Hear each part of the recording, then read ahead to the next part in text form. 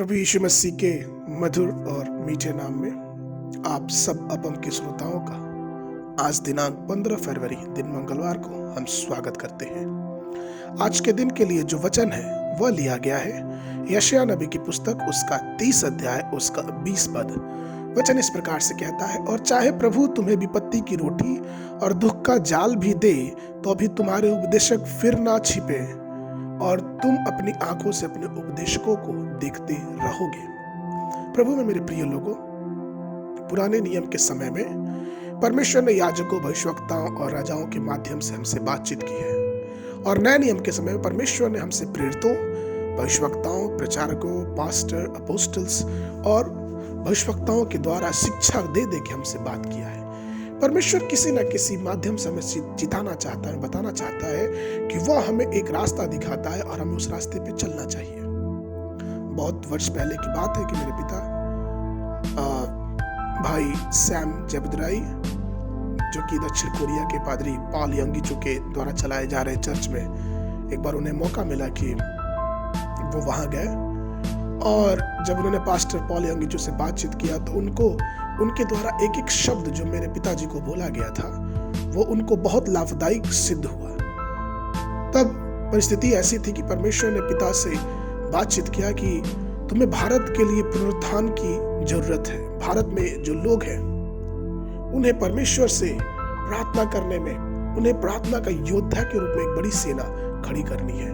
इन सब बातों के लिए जब पास्टर साहब मेरे पिताजी से बातचीत कर रहे थे, उन्होंने अपनी इच्छा प्रकट की कि परमेश्वर कैसे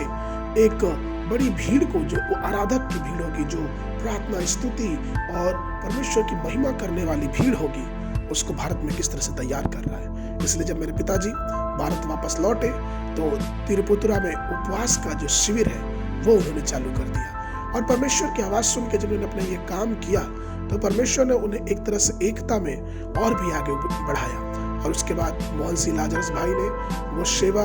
अपने हाथ में लिया और एक साथ मिलके उस सेवा में वो दोनों आगे बढ़ने लगे।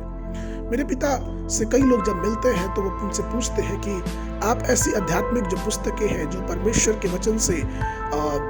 ललाहित है, परमेश्वर के वचन से प्रेरित है, किस प्रकार से आप लिखते हैं। मेरे पिताजी उनको हमेशा बोलते हैं कि प्रभु मुझको जब भी कुछ बोलने के लिए कहता है या फिर प्रचार करने के लिए कहता है, चाहे वो चर्च में हो या फिर व्यक्तिगत रूप से हो, मैं उस प्रचार को करता तो हूँ लेकिन उसको लिख भी लेता हूँ, और यही जो लिखी हुई चीज है उसे बाद में मैं पुस्तक के रूप में बनाता हूँ कि बाद में जो लोग मेरा वचन नहीं सुन पाए वो इस पुस्तकों को पढ़ के परमेश्वर की बातों को सुन के उनसे आशीष पाए। प्रभु मेरे प्रिय लोगों, आज मैं आपको बताना चाहता हूं कि चाहे हम परमेश्वर के किसी भी प्रकार के सेवक के द्वारा अपने परमेश्वर के वचन को सुने, चाहे वो ग्रामीण क्षेत्रों में सेवा करने वाला क्यों ना हो, कि चाहे वो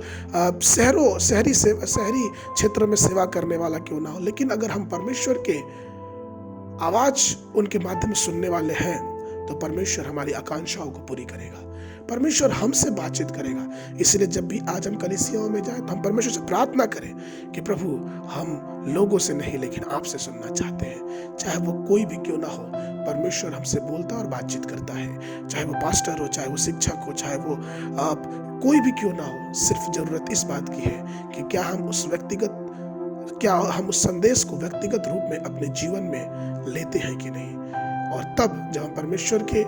उपदेशकों का वचन अपने जीवन में लेंगे, परमेश्वर की वाणी को मान के, तब वो वचन हमारे लिए बहुत ही आराम, प्रोत्साहन और आशीष के कारण होंगे।